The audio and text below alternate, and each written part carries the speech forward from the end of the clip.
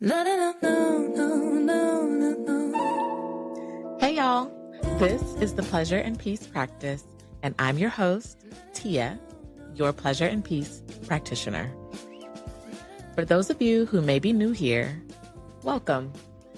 This is a space where your pleasure is not optional and your peace is sacred. Each episode, we explore things that are real, raw, and I hope restorative. Through honest conversation, evidence-based practice, and an abundance of permission, I encourage you to feel good. Whether you're here to reconnect with your body, unlearn harmful shame, or just take a breath, you belong here. Welcome in.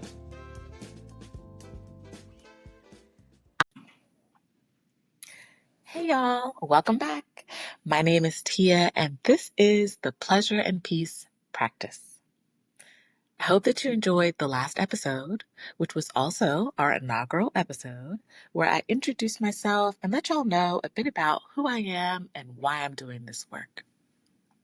If you enjoyed it, I want to remind you to please let me know by commenting, liking, sharing, subscribing, all the things. To get a gold star, please submit any questions, comments, concerns that you may have into my anonymous question bank, and I may get to it either on the podcast or on Instagram. All right, so let's jump in to today's episode. So today we are going to talk about something foundational.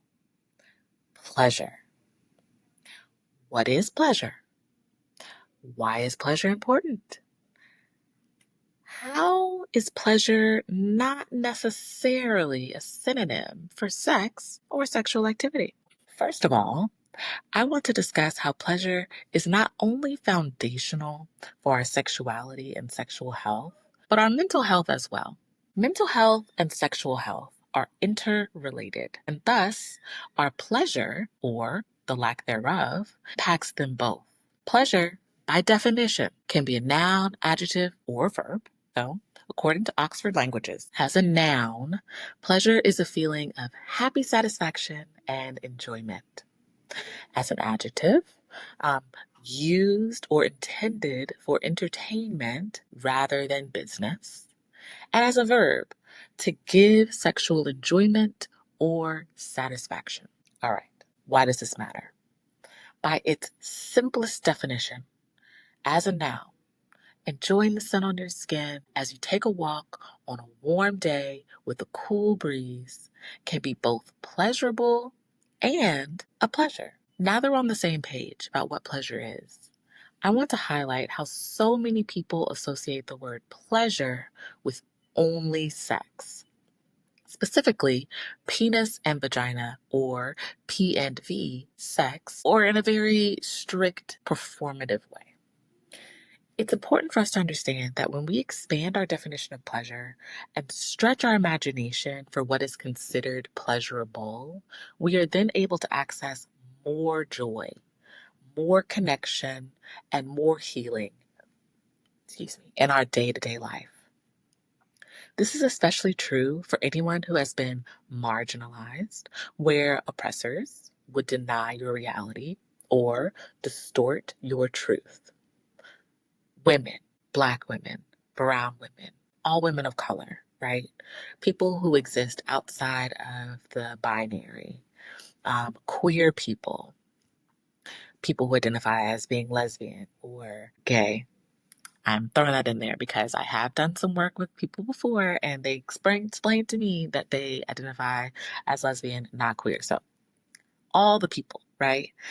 Pleasure has often been denied or distorted in service to the status quo.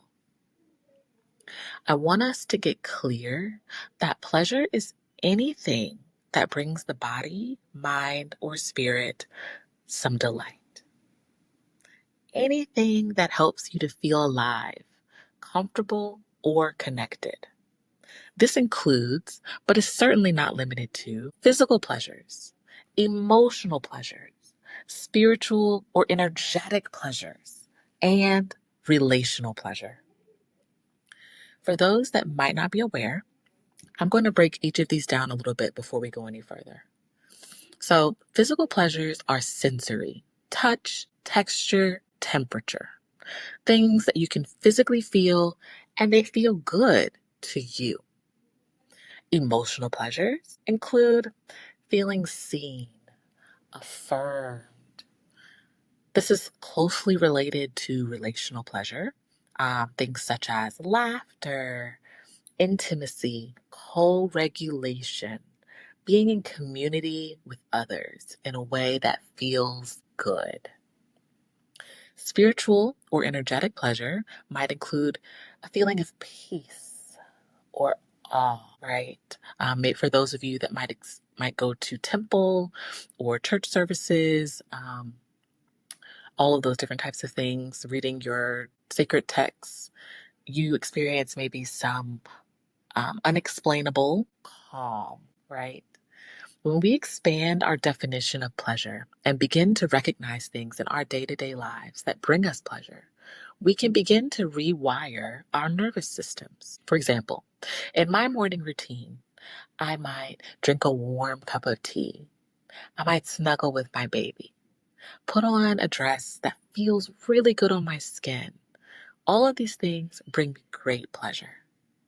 For people who have known me for a long time, you know that by no stretch of the imagination would anyone ever describe me as a morning person. However, as I incorporate and acknowledge the things that bring me pleasure throughout my day, mornings don't seem so bad. I can even find myself looking forward to mornings at times when I know that I'll be able to experience certain pleasures throughout that period of time. Okay, so pleasure is a founding principle for our lives.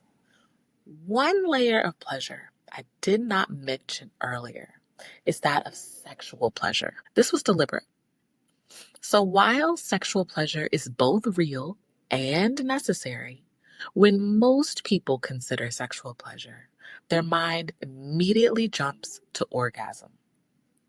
While I am a big fan of orgasms, and I encourage everyone to have more of them and more often, as hard as it is to believe, that is not the end all be all for sexual pleasure. It gets better, believe it or not. So, sexual pleasure can and does include sensual touch and delight, even stimulating conversation. This is by no means an exhaustive list, but the point I'm making is that when we learn to find pleasure in our day to day, by default, we are able to show up in the sexual realm of our lives with more capacity, able to be more curious with much less pressure. For some people, sex doesn't feel good every time, and that's okay. Right. I would, if I was a gambling person, I would say at least all of us have at least one time had some type of sexual experience that wasn't 5 stars across the board. That is okay. For those of us where that is the case, I would venture to state that we might have been disconnected from something from our other areas of our lives that do feel good to let us know what does feel good. Of course, and I hope this would go without saying, but some people need this to be stated. This does not count for situations where there was rape, sexual assault, right? Like, of course, those things don't feel good, and there's no amount of finding pleasure in your day to day that will make that type of thing feel good. So we're not talking about that. But this week, I want to challenge you to reconnect, right? I want you to try to reconnect with the things that do feel good in your life that are not sexual things. And as you do that, maybe at the end of the week, try to reconnect then sexually, right? Be that with just yourself, with another, with several others, and see how your practice of finding things that are pleasurable has deepened or not. But either way, I would love for you to try it. Let me know how it goes. Maybe drop that in the Q&A, just to see, right? So Last week, I told you I would be answering a question from one of our anonymous listeners, and now is the time for just that. So one of you submitted the question, how important is foreplay during sex? So to that listener, thank you for your question. And while I know we just spent some time discussing some of the context for this answer, I want you to know that this is not an uncommon question. There are many people, and I'm sure there are other listeners, not just you, who believe that foreplay and sex are two separate events. And I'm here to let you know they are not mutually exclusive. So let us consider together that what many of us understand as foreplay, maybe some kissing, some cunnilingus, some fellatio, also known as head by many, while it can be pleasurable for some, it is not the epitome of foreplay. And it also does not need to happen exclusively as a warm-up to sex, which in this scenario you are viewing as the quote-unquote main event. So here's the thing. You limit yourself and your pleasure when you narrow your sexual experience to a before, during, and after. Furthermore, you limit yourself and your sexual pleasure when you think about engaging with yourself or your partner or your partners as something with strict guidelines or rules. Foreplay, the way many of us were taught to understand it, needs to die, right? Just let it go. Forget about it. Think about all those layers of pleasure we discussed earlier.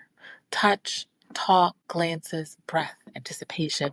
Those things start before you ever get to the bedroom or the shower or the couch or the desk or, wherever you're going. For many people, arousal is responsive.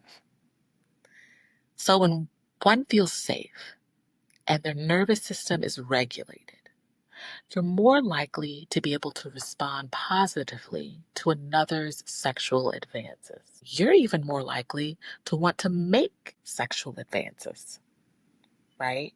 So for the listener that asked this question, I challenge you to redefine what you consider foreplay. Consider connection, right? Not just technique. My final answer, right, for how important is foreplay during sex? Extremely. Keeping in mind that foreplay in this case is connection, right? And connection is not just an appetizer. That's the whole meal. And this is the case even if you are self-pleasuring, right? Connecting with yourself is the whole thing. Okay, y'all. So this was fun. To recap, pleasure is a whole self experience.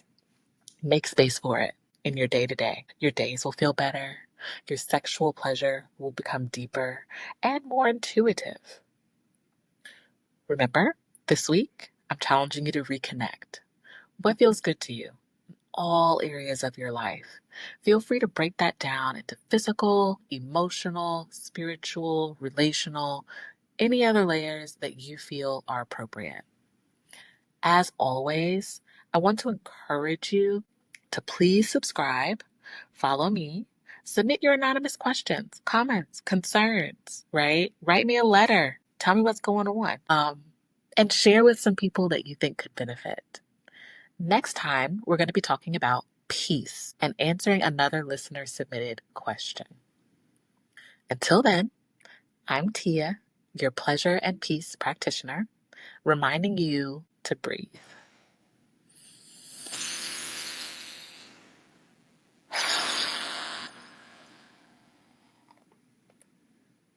Release. I'll talk to y'all soon.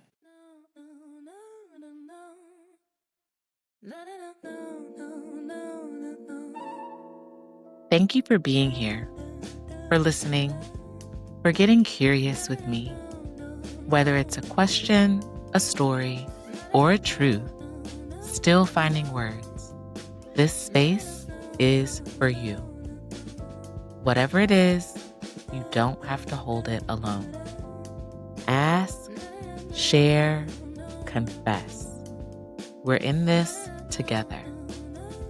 And if you've got something on your heart, drop it anonymously using the link in the show notes or over on Instagram. If this episode moved you, helped you, or made you feel seen, Share it with a friend, leave a rating, or drop a comment. Your support helps this space grow. Follow me on Instagram and Threads at Pleasure and Peace with Tia for more. Until next time, remember, I've got you and you've got this. Talk to y'all soon.